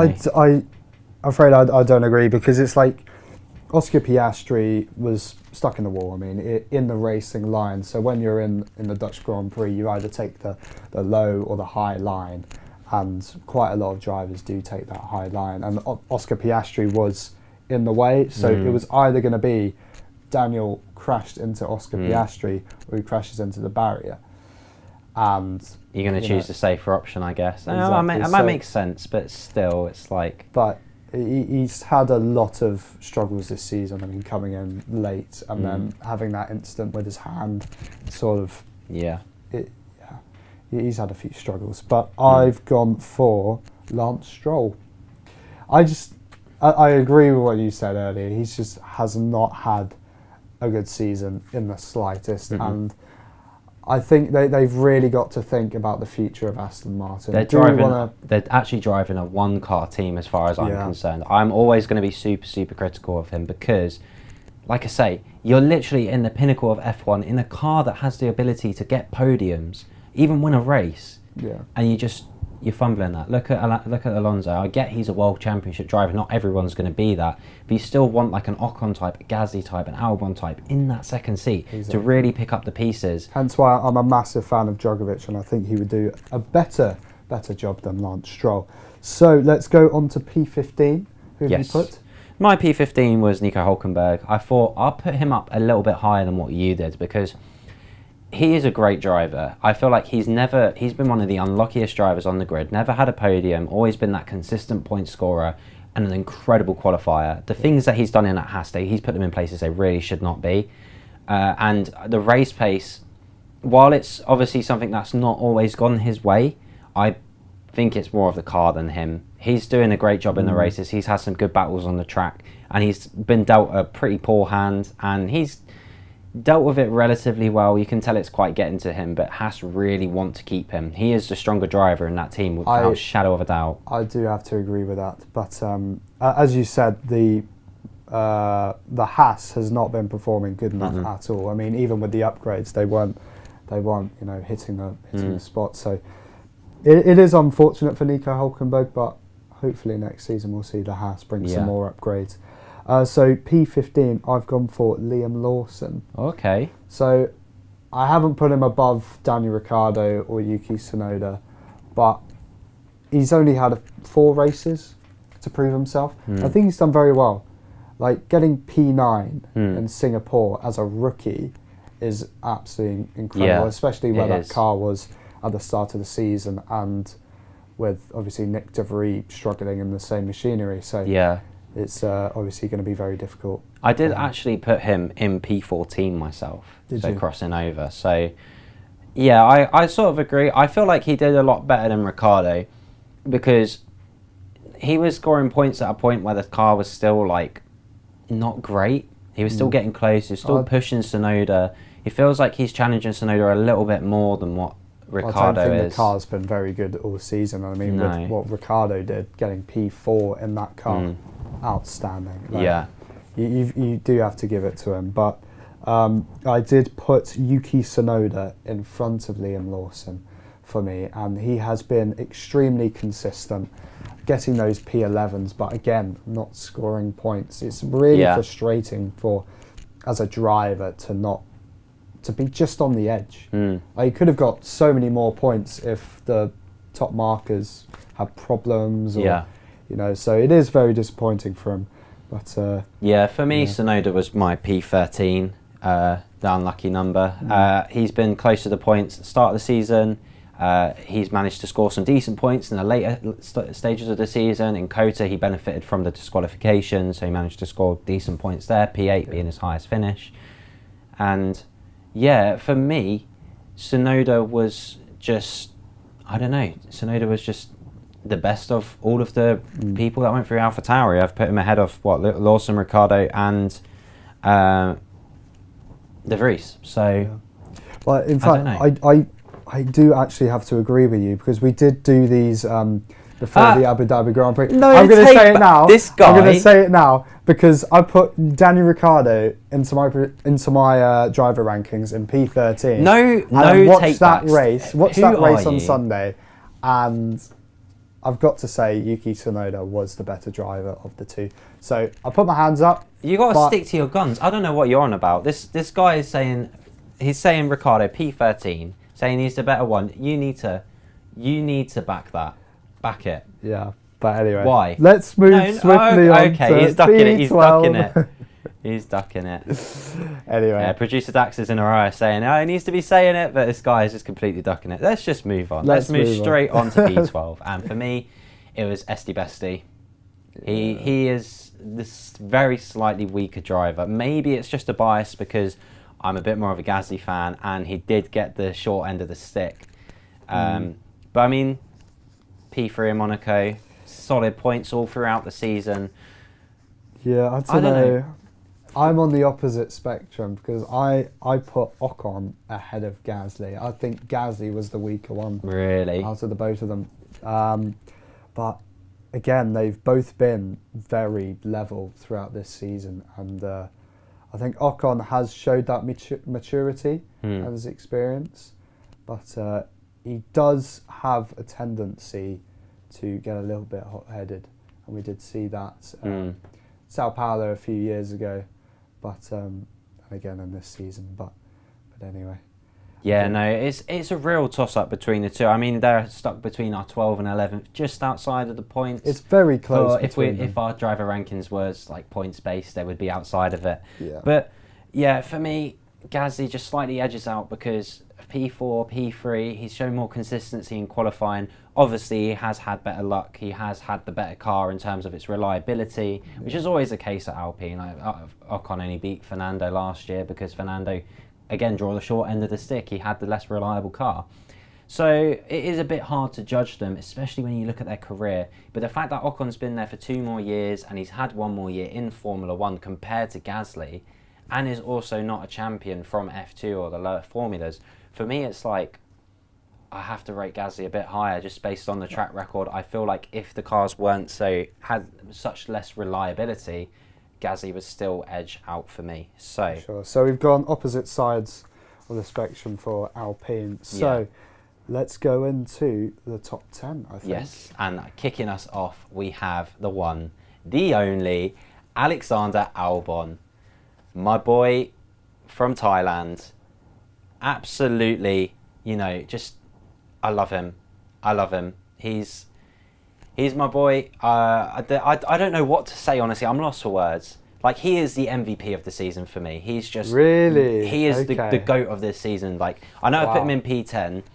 Obviously, the car is going to be a factor in that, but I really wish that I did put him higher. I'm not putting take back, so I'm going to stick to P10 and why I think the others did do better.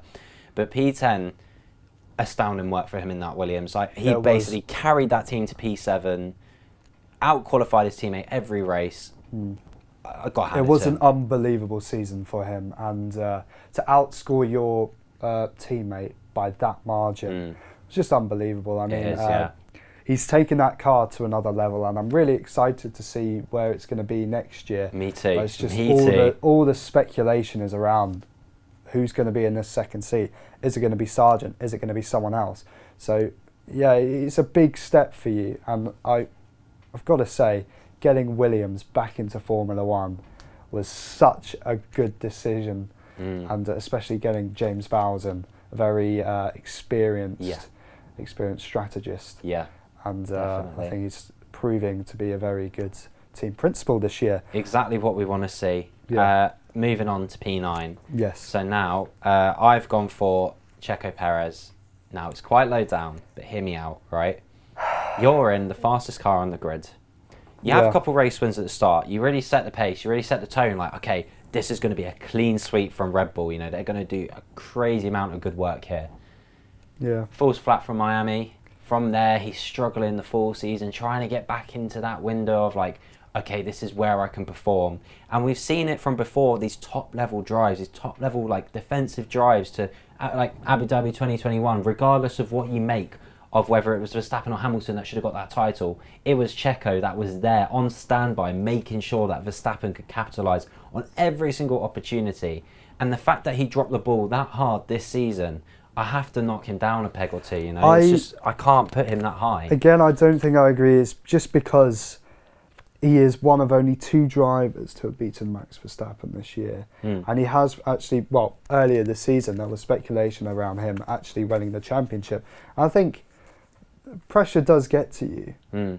And with Max Verstappen being your teammate, I think as we've seen many, many times, including Alex Albon and Pierre Gasly, it's like, it's difficult for them. It is, yeah. It's so challenging, but you're not going to win as many races. You're not going to be really charging after Max race in, race out. But again, it has been a bit of a disappointing season for him. And there's definitely more that he could have done. But I think, in essence, to get that P2 and get the first 1-2 Red Bull have ever had does count for something. It does count for something. So that's why for P9 I've gone for George Russell, because I think it's been a very, very disappointing season for him. Yeah, it has been a shocker, hasn't it? Really. I mean, we said earlier that he I don't know for sure what's going on in his head, because he sort of expected Lewis Hamilton to retire by now. He hasn't done. He signed another P8, 2-year deal. So we're not far off in terms of where we think he's at. Exactly. But Lewis Hamilton is still there to, pick up the points. I mean, we might not have seen that in Abu Dhabi, but we've seen it in other races this season. He's like when George Russell had that unfortunate crash at the end of the Singapore Grand Prix. Yeah. Hamilton was there to pick up the pieces. He was. That just shows you his experience. Exactly. The Russell hustle was more like a Russell shuffle. But let's move on to your P8. So my P8, I've gone for Charles Leclerc. Personally, I would say that is bias on your part, because I personally, even though he's been a bit mistake prone, he's again drawn the short end of the stick with strategy and things like that. This is Ferrari things. When he's been on it, he's been on it. He's been so strong. I feel like he only really turns up for qualifying, except for Abu Dhabi, because he did have, I've got to give it to him, he had a fantastic drive in Abu Dhabi. But it's like... He just puts his faith in the team, that's why, and sometimes it's not enough. You have to trust your instinct, you have to go for your own way of doing things. He gets his pole positions, he's got pole position 24 times, I think, and he's only converted it 4 times. And it really shows you that, well, obviously when you've got someone like Max Verstappen, it's going to be challenging, but come on, you got to, even with your race strategy and everything going on, you've got to really go for it. And I don't think he's properly done that. I think he's still maybe shaken by the start of the regulation changes. But anyway, who have you gone for P8? My P8 was Russell. So it was Russell. My P7, you don't like this one, it's Lando Norris. I'm going to close my ears. Honestly, I'm probably underrating him. In hindsight, I'm probably underrating him. But I'm not going to do a Theo, and I'm going to stick by my guns. And the reason why I think he's P7 is, it's hard to justify, actually, now I think about it. But I feel like he has actually made a few mistakes, and he's like, there's things that he could have been pushing on, and he could cement himself more in that team. I feel like Piastri is trying to get a grasp of that team and put himself in the more favourable positions. And I think Norris hasn't really capitalised on them opportunities as well as Piastri has. And when you think about their experience in the team, it's like, for me, because Piastri has taken it upon himself to really get in there and really make his mark on the team, for me, that's why Piastri edges out to P6. I just think that Norris has got 6 P2s this season. I mean, that is incredible. He's shown 6 times that he's the second best car on the grid.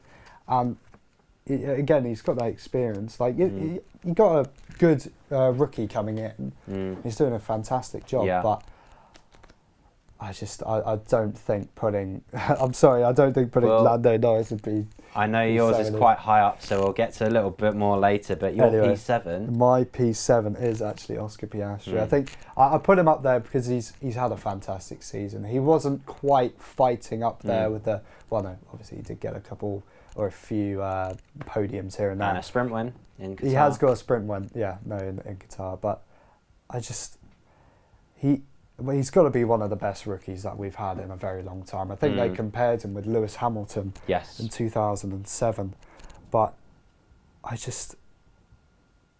think fighting up there with the big dogs is going to be a challenge for him, but I'm very excited to see how he copes with that next season. And he was my P6, so your P6 going into that is... Carlos Sainz. Yeah, for me, I put him a bit higher up than that, but Carlos Sainz he's had a pretty solid season. It's one of his better seasons for sure, outscoring Leclerc. I don't know, personally, Sainz is my MVP for Ferrari anyway. Yeah. So, got that race win in Singapore, he's doing bits this season, and it's what I feel like that is what Charles should have done. Really, but you've got that driver who's experienced enough to. I mean, the way he drove technically was absolutely fantastic. For sure. And that experience got him that win. P5. Leclerc. Yeah, I put him higher than the McLaren boys because, like I say, I feel like Leclerc is like when he's on his day, like he's on it. No one is touching him. Yeah. But when he's off it, it's like inconsistency and the things with the team. It's like Ferrari is simultaneously the best and worst place for him to be in a top team. Because it's destroying him, but it's also all of his highs are like super high. So Yeah. it really sums up his season, really. Like, But again, just all of his ups lows and downs are very low. Exactly. So I just. For me, the peaky nature of the driving ekes out above the consistency we've seen across the season. But then again, it's, so for P5, I've actually gone for Sergio Perez, and for reasons that we explained earlier. yeah, like I think you're overrating him, to be honest. I think to get that, you've got to give it to him because he's put that Red Bull P2 1-2 for Red Bull is absolutely incredible.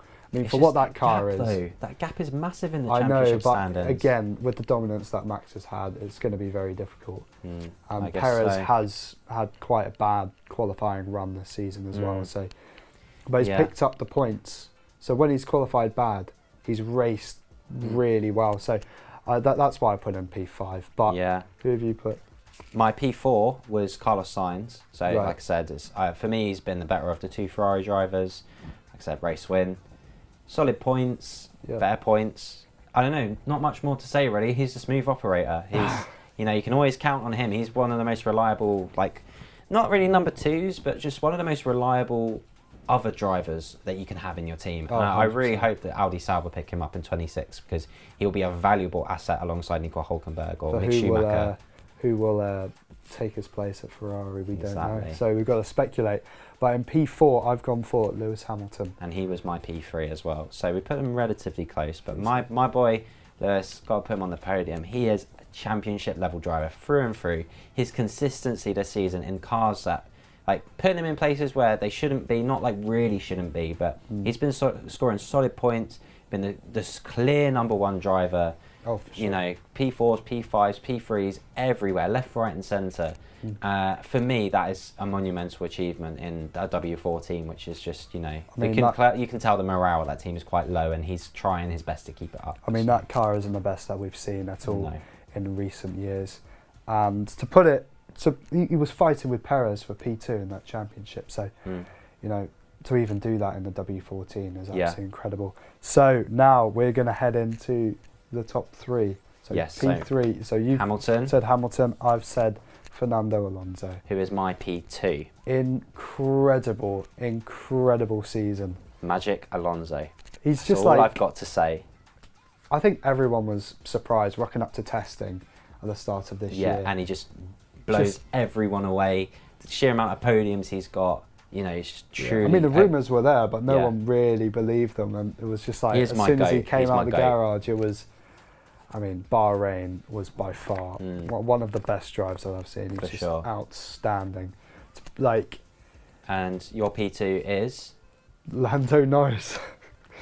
I've got to say, from what we've seen at the start of this season, where Lando Norris was and where McLaren were, to bring it round to what we ended the season with is an incredible, not just for the driver, but for the team. Yeah. Like, technically, it was outstanding. And as a McLaren fan, I'm very, very proud of what we've done and what we've accomplished. And I'm looking forward to I'm quite happy for you, to be got. fair. Williams, we dreamed to be there. So for you guys to actually get there, especially considering what happened at the start of this season, round of applause. I'll take it. But, to have a rookie who's that good as well. Yeah, their team they've done great. It feels like it's reassuring looking forward to the next season. And finally, our P1, if you couldn't have guessed, it's got Logan Sargent. Right. No, I think this Max guy's got Verstappen. dementia or something. I don't know what he's been watching. But no, it's Max Verstappen. Yeah, Max just Verstappen. without a shadow of a doubt.